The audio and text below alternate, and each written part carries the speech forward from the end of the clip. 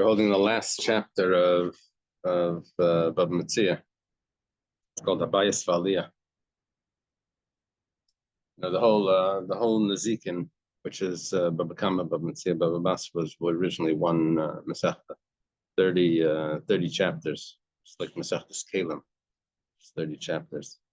But they divided it up to 3. So Baba Kama is the first gate, Metzia means the middle gate, Baba Bas means the last gate. Okay, Masechta Kalim is also divided like that. Masechta Kalim Baba Kama, Masechta Kalim Baba Metzia. Yeah, sometimes you buy a sefer, you bought a sefer on Baba Kama, and they said, and you end up with this pirush on Masechtas Kalim. You have to make sure you specify. Okay, so we're learning Lili Nishmas, and we thank Hashem that we're able to learn Torah every day. Nishmas have a Goldabas, Baruch Binyamin, and Sanal Zeb Ben Zion. And also for Shlema, for Afam David Ben Sarah. Where's the professor? I was thinking about the okay. You want to text him? And then for Shlema, also for Italia, Getzel Eliezer, then Fegit Zipara. Okay.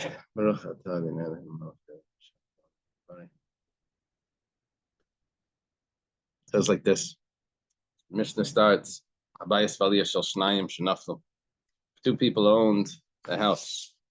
One owned the second floor, and the other one owned the base, the bottom floor. So how did they end up owning the house? Well, they were brothers that inherited the house from the father, and one took the upper one took the bottom one.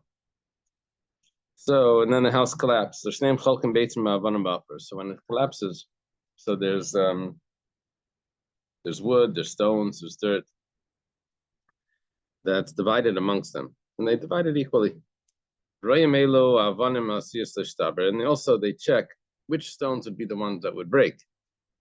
And the way they could do this is the ones that fell further from the wall were the ones that were higher up. Because if it collapses like this, right? If it collapses like this, the ones further away were the ones from the upper floor.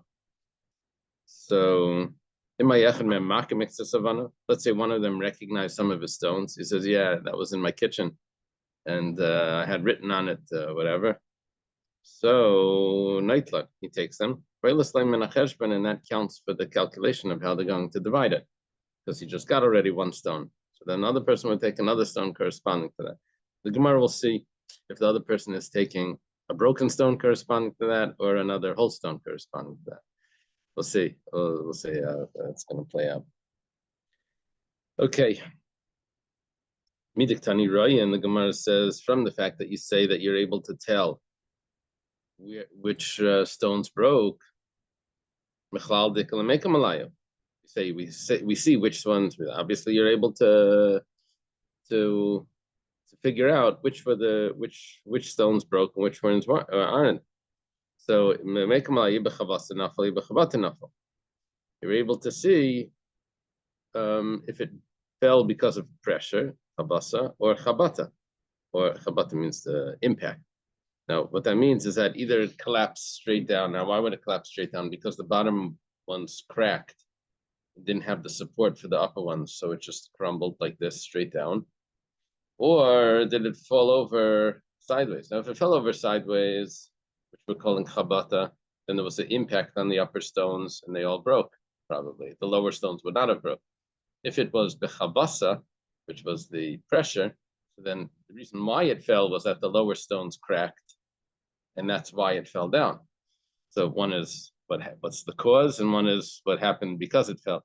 Whatever the case is,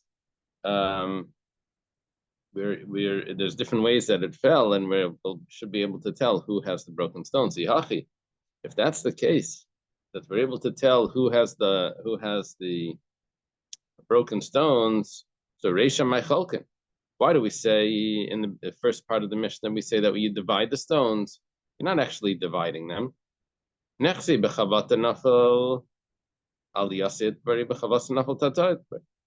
see. if it fell, if it fell because of the impact, then the upper one's broken. If it was because of the pressure, then the lower one's broke. So it's not really dividing. One of them is going to take the broken ones. One's going to take the whole ones. The Gemara says, we say that it fell by night. We don't know how it fell. The Gemara says, well, we could see in the morning where the stones are positioned. Should be able to tell just from from coming afterwards. I'm sorry, the Panino. Gemara says that they already had cleared up the stones in the morning, and we can't tell. It says,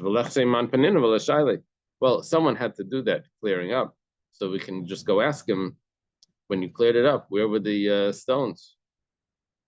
So he says, the Panina B'nei Rosh Hashanah Alma.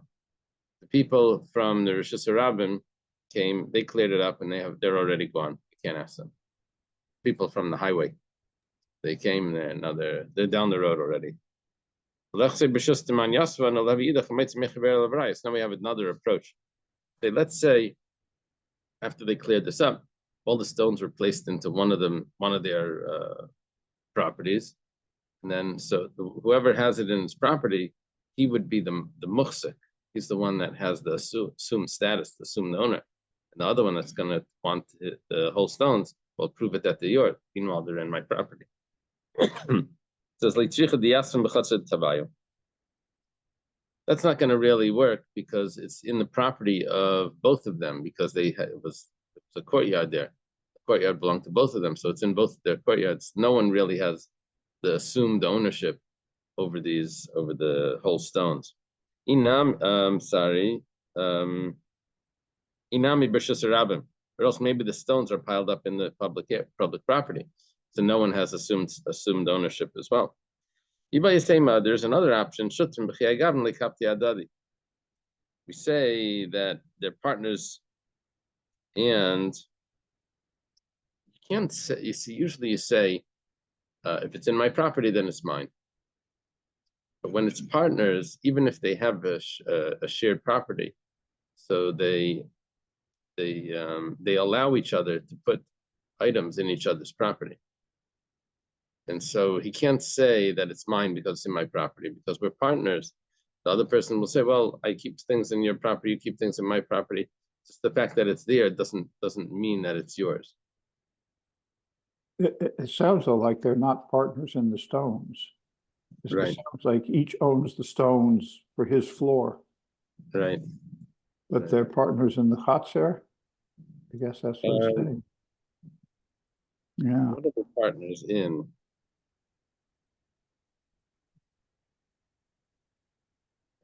I'm not sure what they're partners in. I think it just means that they're partners in something else. They're partners in something.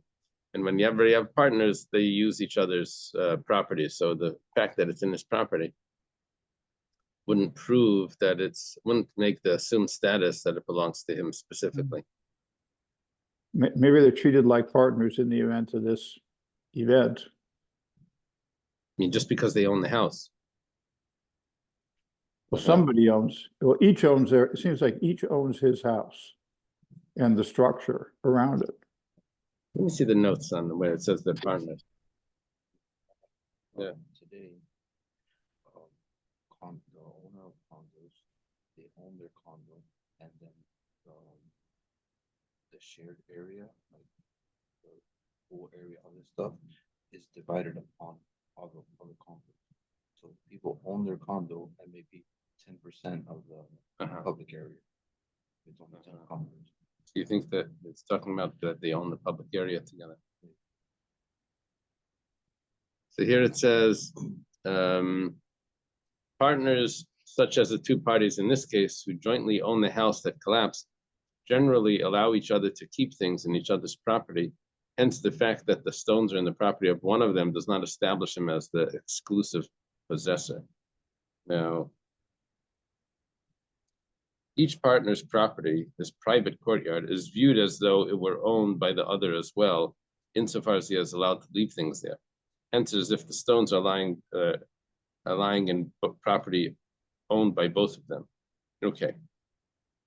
Yeah, so how are they partners? We're saying now that they're partners in the house. The fact that the partners in the house doesn't prove that the courtyard, which happens to be separate, means that it's a chazaka, that it's his. That's the way they're putting it over there. Okay.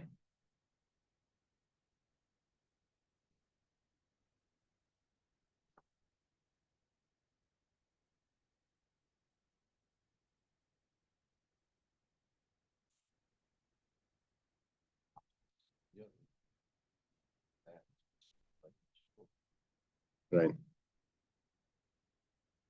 Yeah. From our experience, in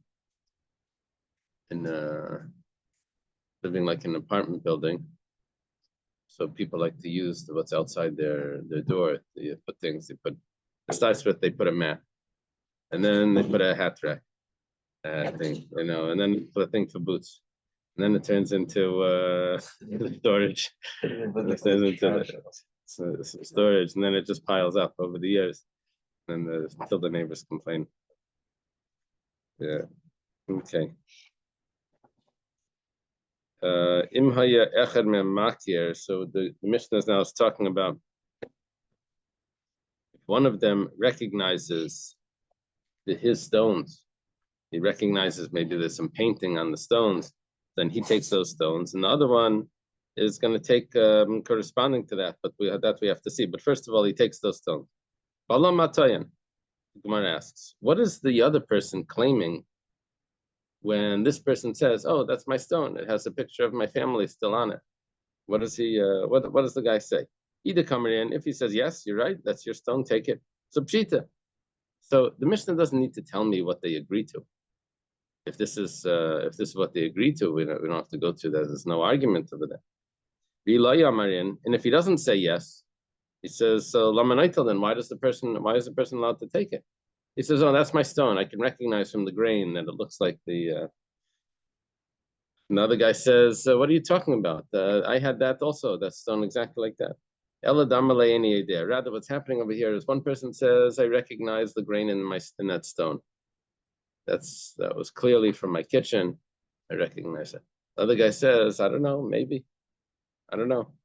So what we're going to learn now, the way we're understanding it now is Bari V'Shema Bari Adif. The one that is definite is going to win over the one that's a maybe. Bari V'Shema, definite and maybe. Bari Adif. The one that's definite wins. He's the one that's saying that I know clearly that it's my stone. Gemara says, to the Rav Nachman. You have a question? Usually we say Bari V'Shema and Bari Adif. The only problem is that Rav Nachman says differently. So we have this, according to this Mishnah is going to be a question on Rav Nachman. Because Ditmar, we have a statement, Manali biyadcha. We had this Gemara a bunch of times. Someone says, "You owe me money. You borrowed money from me and I want to be paid back, $100. The other one says, I don't know. I'm not exactly sure. Rav Huna Rav Yehuda Amri Chayev. Rav Huna Rav Yehuda, second generation Amiraim, they say Bari V'Shema Bari Adif. One person is definite, one person doesn't know, he has to pay. Rav Nachman Rav Yechanan Amri Pater. Rav Nachman and Rav Yechanan, also second generation, or Rav Yechanan is considered second generation. Amayra in Eretz Yisrael, Rav Nachman is in Bavel. He says that he's exempt. Why is he exempt? Because we say that we have to put the money in its assumed owner, right? Which is the person that's being claimed here as a borrower. He's going to hold on to the money because just because someone comes over to you and says you owe me money, he doesn't have to pay it. So what he does have to do is he has to take an oath that he doesn't know. Takes an oath that he doesn't know. Just a minor oath, a rabbinic oath. So, but whatever the case is, Rav Nachman says that he's pater. Now over here, I have a guy that's claiming these stones are mine. The other guy says, I don't know. So according to Rav Huna and Rav Yehuda, very good. The guy that says they're mine takes them. But according to Rav Nachman, according to Rav Yechanan, why should he take them? He has no rights over them.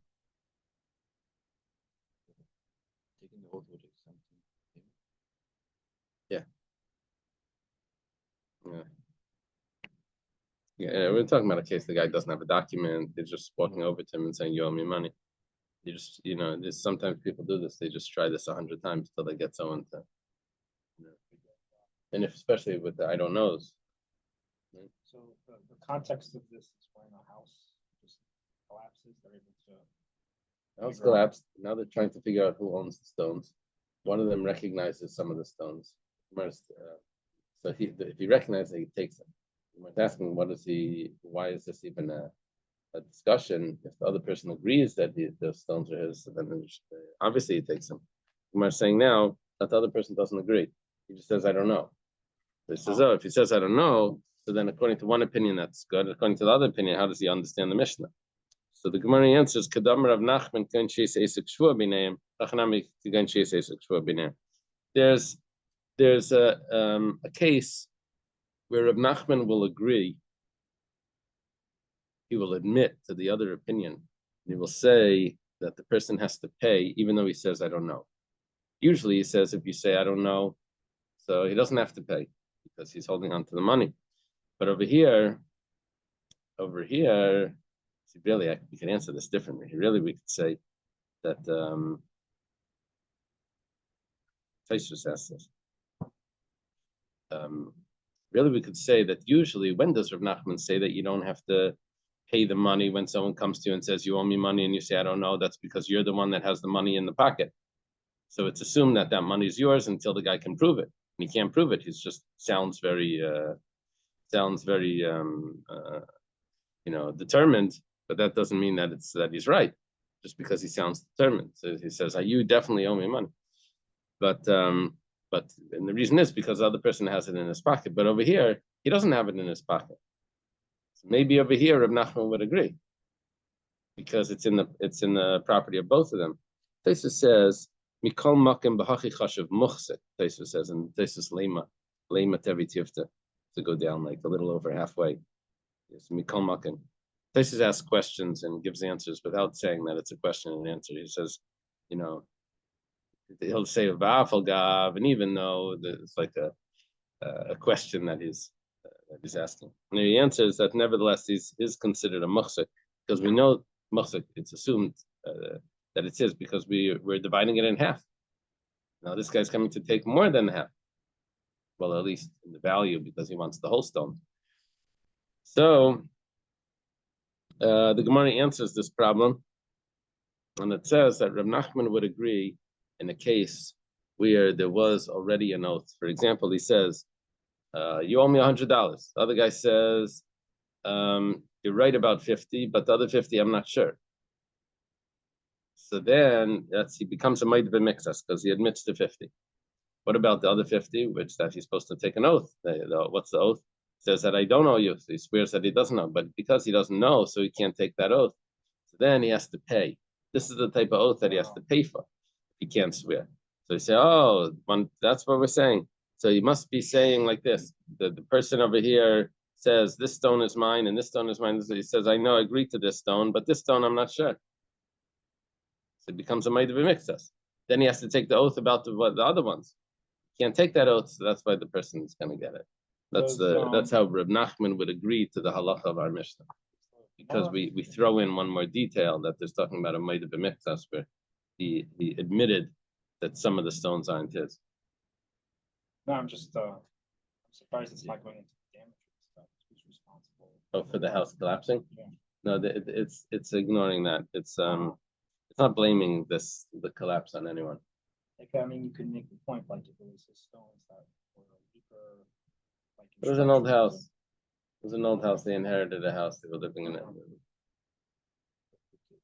it. The two levels were the same size.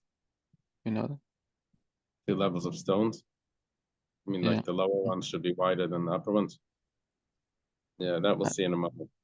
That's going to come up in the Gemara. I'm sorry. The lower stones would usually be larger than the higher ones, right? At least that's how it is by the kotel. Yeah.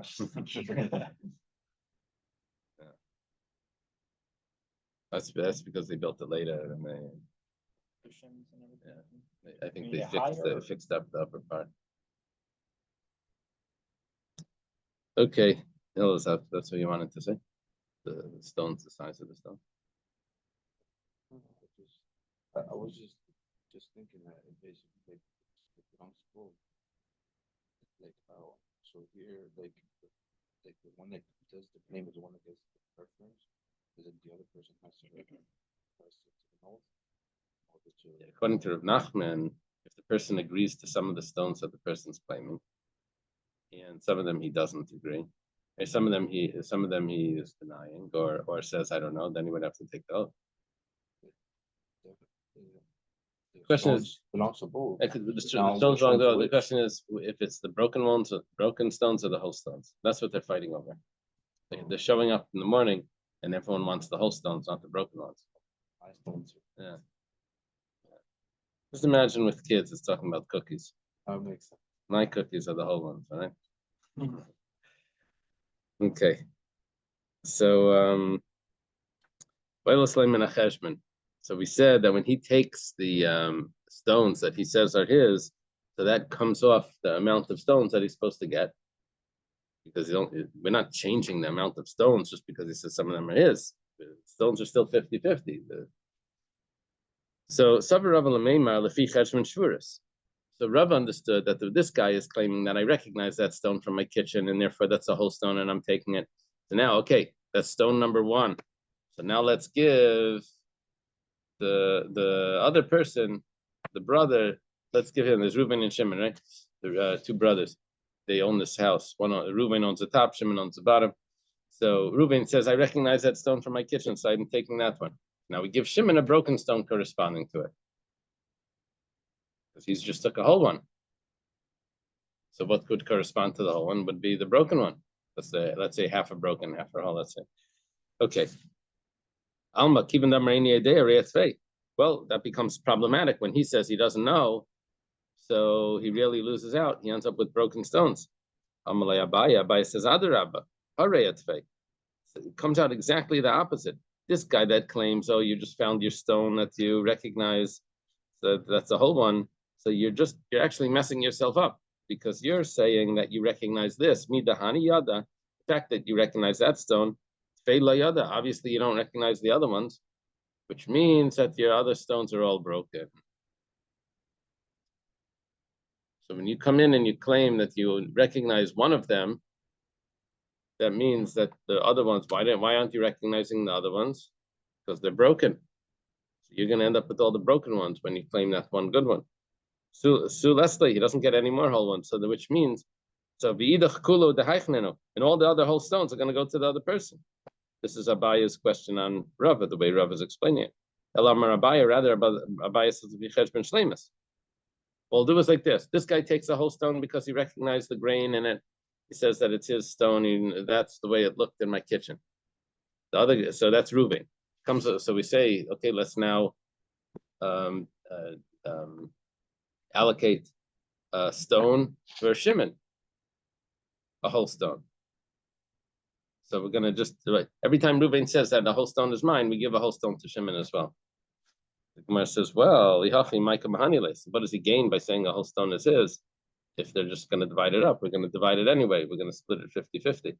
And that's exactly what we're doing. We're just doing 50-50. Every time he says he has a whole stone, we give him a whole stone. So what did we gain by him saying that he has a whole stone? I mean, we would have divided it anyway like that. Where it says because this guy's claiming the larger stones, so we give him a smaller stone. It's not that we give him a broken stone, we just give him a smaller stone. Inami Tina de Mavda, or maybe he wants specifically this finer plaster that's attached to the stone. He wants that stone attached to that plaster, and we'll give the other person the worst plaster, the one that's not as fine. Based on the beginning of how things collapsed, one of them is going to have 4 stones, and the other one's going to have 4 stones. Yeah, so the only thing is we don't know. We don't know how it collapsed, so we're going to divide it equally. Yeah. Why don't we know? Because it got cleared up. Why can't we can't ask them? And now the next Mishnah switches slightly, because we were talking about 2 owners in the first Mishnah. Now we switch to an owner and a renter.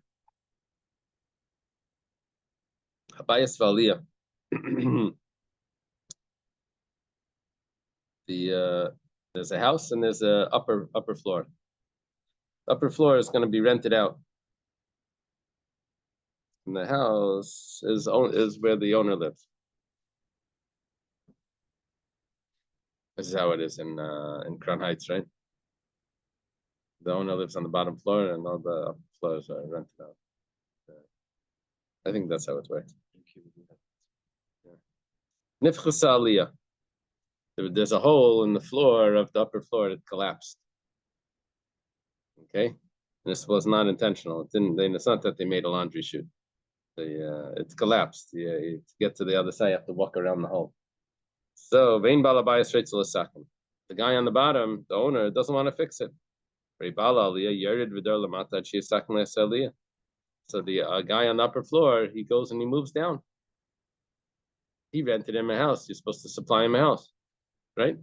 If you rent him and the air conditioning goes out, he's he's responsible to supply him with that. He rented him a house and there's a hole in the floor, so he moves downstairs. Rabbi Yossi says a tikra of elyanis maziva.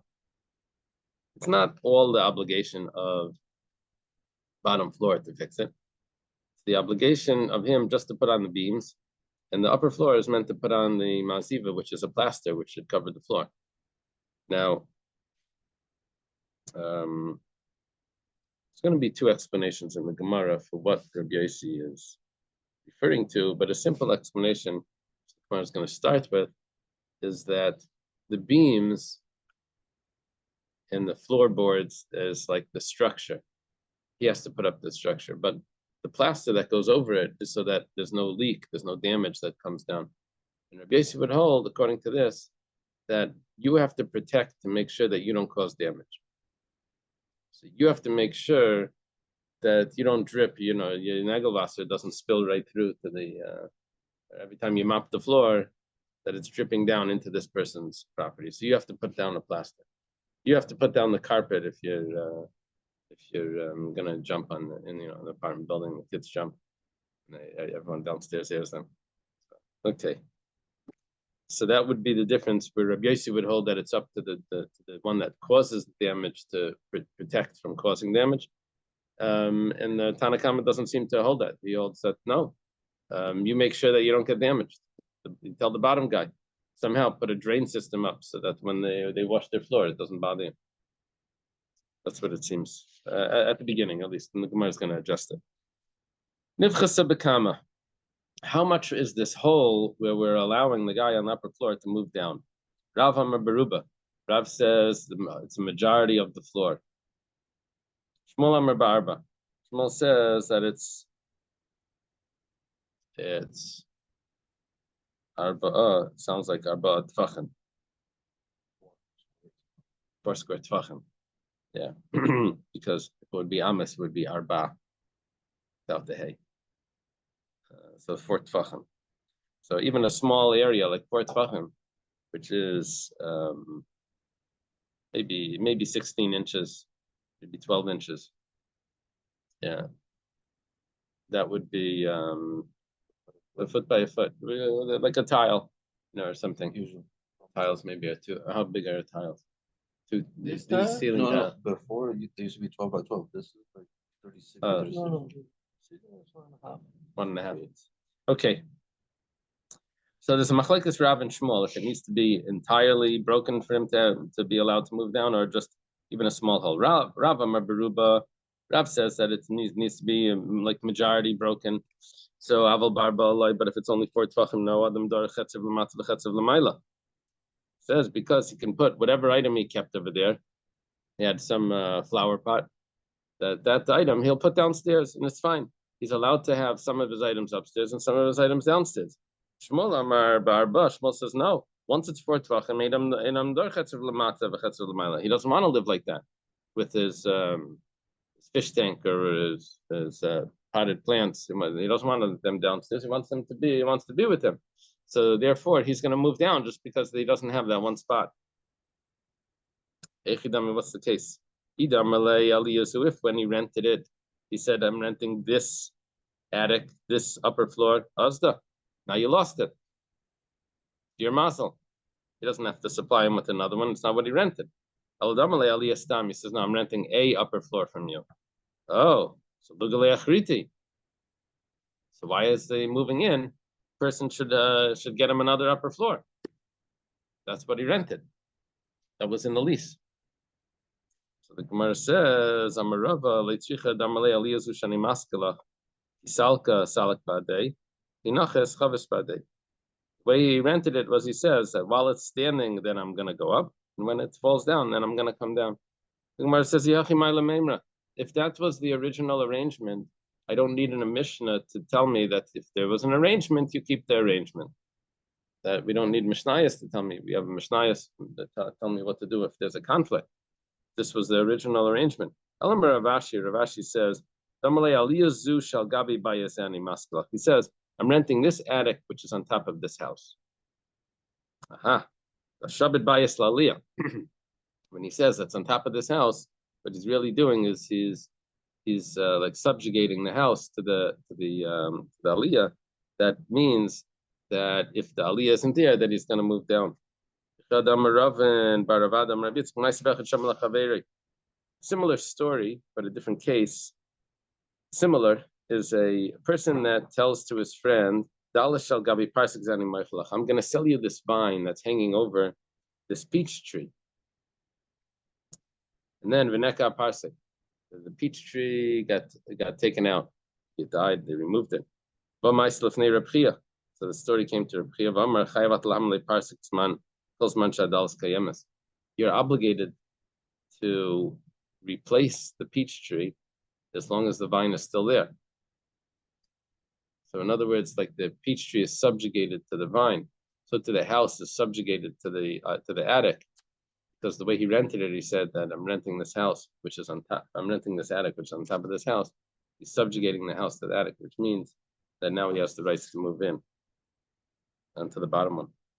Rabbi Bar Mamal has a question. Kishudar, when he moves down into the lower floor, does he move in and kick out the owner, or does he move in with the owner? Right? His whole family. His whole family. with his chickens. And the lease. Right. So, because the person says, look, I rented you the attic, but I didn't rent it to you, that I should get kicked out. I mean, the owner can make the case where just obviously doesn't collect rent anymore. He can't go upstairs. You paid, let's say he paid for the year. If the stipulation was. Let's say he paid for the year. Oh, for the year. He paid him for the year. And now 6 months in, there's a hole in the floor, and he can't keep his couch there anymore. So he keeps his couch downstairs. So now he says, according to Shmuel, says, I want to move down because I need my couch, I need my stuff. Now the Gemara is asking, Rabbi Bar Mamal is asking, what happens to the original owner? Does the owner downstairs, does he have to move out? Or does he say, look, I rented it to you, but not so that I should get kicked out of my house? If you say that they both live there, so then we have a second question. When he comes through the house, does he walk through the front door and say, hi, I'm home, it's my house? Or does he have to go to his house, go up the stairs into his house, walk on his floor, and then say, I'm not living, I'm coming downstairs, there's a hole in the floor? Does he have to go up? Can he use the front door? Or does he still have to use the upper floor to come down? Do we say that it's like originally Mami Kar Derech Gagan Ashnami Derech Gagan, that has to use the upper floor? The guy can say, you're not using the front door, I need the front door, you're getting in my way, and you have to go through the upper floor and then make your way down. Put in like those swimming pool ladders, and you walk down backwards. So we'll do that. Imtim Talaymar, if we say, sorry, Dilma, or maybe Matsyamalay, he can tell him, the tenant says Aliyah Kabili Alai, Aliyah Virid like Kabili Alai. When you rented it to me, I thought I only had to walk up. I didn't know even when I go in, I have to walk up and go down. You're making it much harder on me. If he can make that claim that when I said when I rented it, I know I go upstairs, but not to go up and down. So what happens? Another case. Let's say they have 3 stories. Mahu. I wonder if this is a chiddush back then. Was this common to have tall buildings, 3 stories? I don't know. Back then, how many? 3? Yeah. 3 was the max. Until they invented steel. I mean, they had steel, but like. Okay. When they do the second floor, like in those Roman things, the second floor was stone. The floor was stone. Do that stone, or they do wood. If they were doing stone, then they could go up pretty high. Just do another floor, however they arch it or something. Figure out how to do that. Okay, so here you have 3 stories. Do we say if chesel yoina, not the 3rd story, not the top, just the middle one broke? Nachas v'dar b'tachtainer. I'm sorry. If the top one broke, then he comes down 1 level and he lives in the one that's right under him. If chestachtaina, but let's say the middle one broke. Mahu, what's the halacha? L'misalik legamri bel yoina. Do we say that that we send him up to the top floor? Miyamrina and to the penthouse. Miyamrina damalei shem aliyah kabila salach. Do we tell him that, look, he took a 2nd floor? That means you could take the 3rd floor too. Or maybe he says, I only accepted on myself to walk up 1 flight of stairs, not to walk up 2 flights of stairs. It's too hard for me. The Gemara says to these questions, take them. We don't have an answer to all these questions. That's going all the way back to the question of what happens to the original owner. This take looks like it goes on all the questions.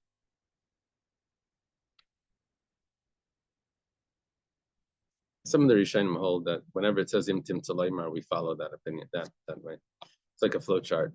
If you say this way, once you say if you say this way, then okay, that means that's what we're accepting. Rabbi Yossi says, "Atachten noisin es atikra." Rabbi Yossi says that the lower one has to replace the beams, and the upper one has to replace the plaster on the floor. What are you finding over there? For the whole story.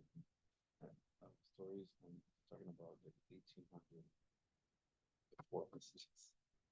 Yeah. So I want to go back to Roman times. How many stories did they have? But they could find from the castles and stuff. Yeah. And I think the upper stories were stone. But it was it 2 floors or was it more than that? Max was 3 floors until they invented like steel beams. Right. Okay. My tikra. What does it mean that the floor? That the tikra doesn't mean the floor. It means the ceiling. What's the ceiling that Rabbi Yossi says the lower person has to make? Rabbi Yossi Bar Chanina, he's a Amira a little bit later than Rabbi Yochanan. He says, Kinim b'shanaim. It's mats and beams. So the person needs to make these mats and beams. That's the lower person, and the person on the top is going to make the plaster. The satini amaresh lakish. Now, the word satini, according to Rashi, is the name of one of the sages, and yeah, it's very, very uncommon in the Gemara. But there's another way of reading this Gemara. You can do and then satini. We're going to have to translate that it's some sort of building material that the lower person does, and then it would be Amr Shem Ben Lakish, and he would say, but Rashi doesn't do the Rashi puts the period after. It's the mats and the beams. Satini Amr Shem Ben Lakish, and Satini says in Amr Shem Ben Lakish, it's levachim, which is like these wide boards that the lower person has to put up. And the Gemara says, but they're actually not arguing. Marki Esrei. Satini could be Justinian. Not the emperor, the name. Yeah. Yeah.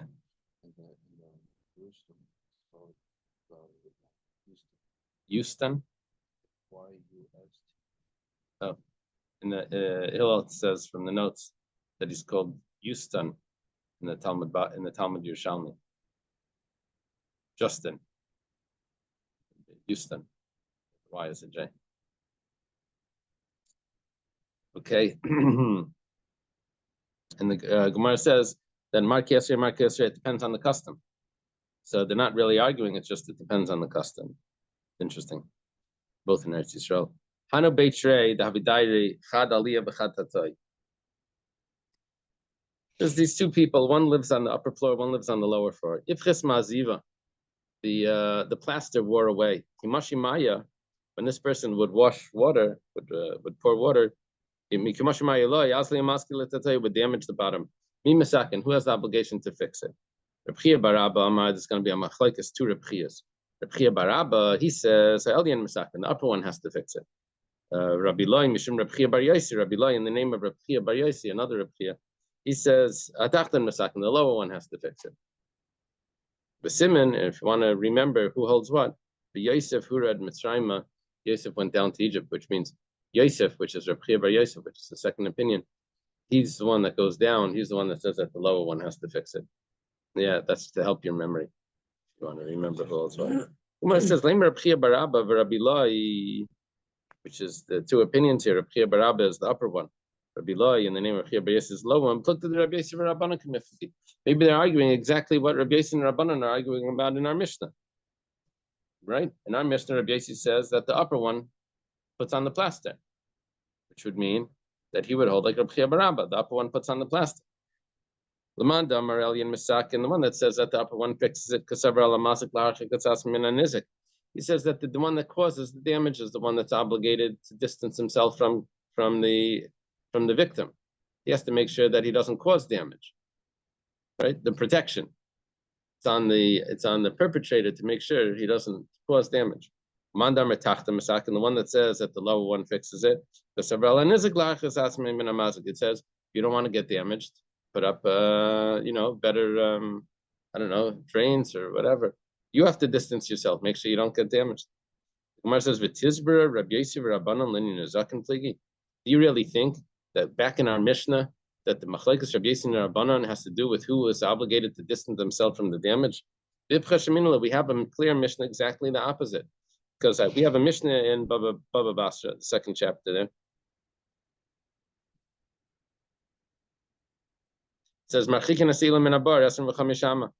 you want to plant a tree and your neighbor has a swimming pool or a well that he uses, you can't plant the tree within 25 amas of that well because the roots are going to go in and crack the wall. And if it's a carob tree or a sycamore tree, you have to distance 50 amas. It doesn't matter if the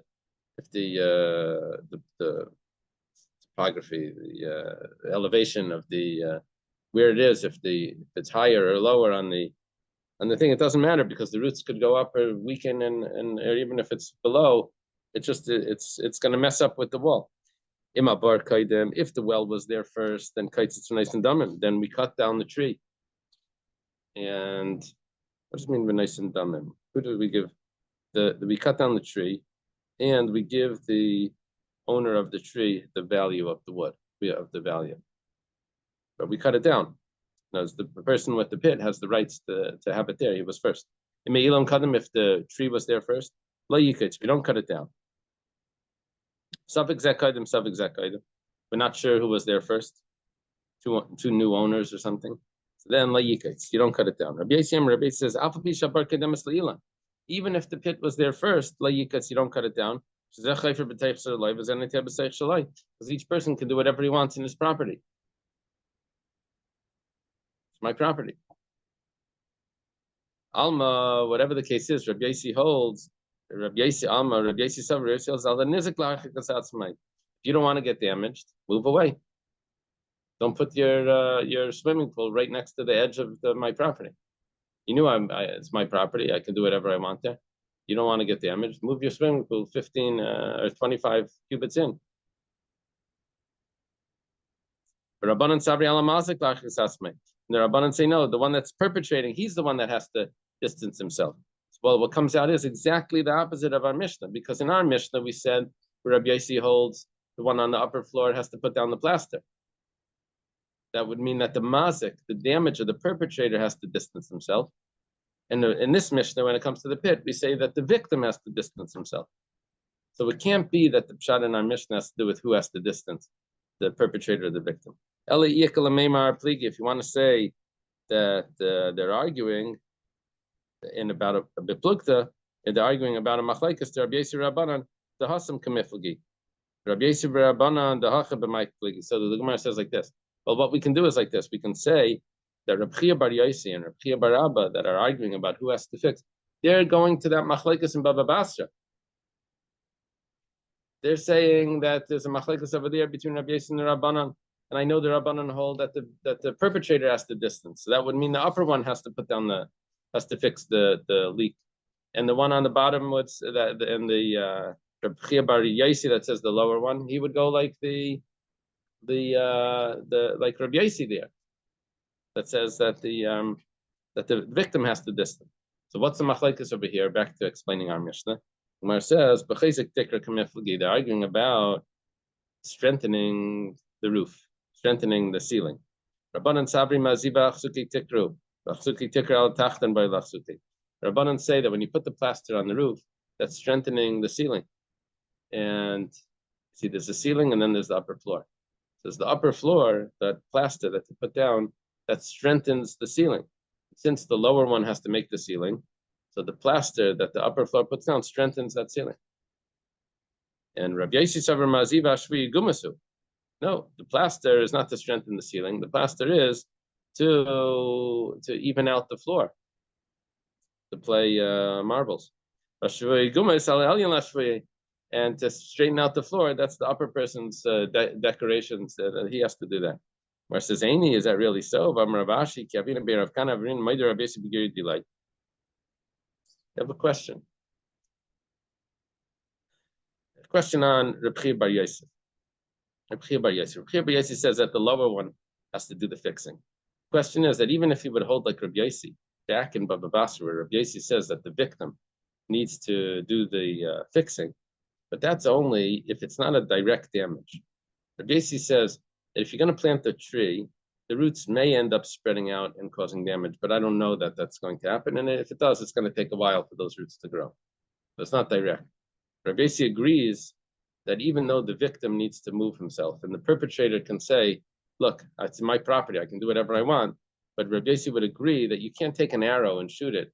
Say, what do you mean? I'm shooting at him, I'm doing from my property.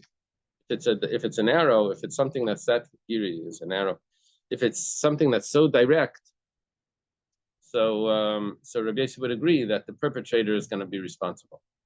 You can't just say, hey, you're shooting your gun. So no, I shot it in my property. You can't just say that. No, because it's going out, it's going to cause direct damage. So why over here does the one on the bottom have to fix if the guy on the top is pouring water? It's direct damage. Gemara says the mafseke maya v'hader nafli. There is something there that's stopping the water from coming down, but it comes down after. It's like indirect. It flows onto one thing and then it goes onto something else and then it comes down. So it's not like he's pouring it straight through a hole when he's washing the floor. It goes to somewhere else and then it comes around. So that's considered indirect. Okay, let's leave it over here. What's going to happen is tomorrow is Wednesday, right? Mm-hmm. So The whole day. the whole day, all day. So tomorrow is we'll get on to Kuf Yud Chesam and Aleph, and then Thursday hopefully we'll be able to finish the Masechta, and if not, we'll do Thursday night. There you have Thursday Kuf Yud Tes, I think, right? Is Thursday Bava Basra or is Thursday Kuf Yud Tes? No, Thursday. Just We'll still be a page behind. We'll be one day behind. But, Okay, just to give you a mazel tov, my daughter Tivia in LA had twin boys yesterday. Mazel tov, very nice. Oh, Thank nice. you. Mazel tov. Thank you, thank you. Are you in LA now? No. No, I'm in North Carolina. I'll be somehow making my way out there. Amazing. Where in LA do they live? Pico. In Pico. Okay. Yeah, very near all the demonstrations. Uh-huh. Yeah. Okay. Mazel tov. Okay. Thank you. Call Be to. well.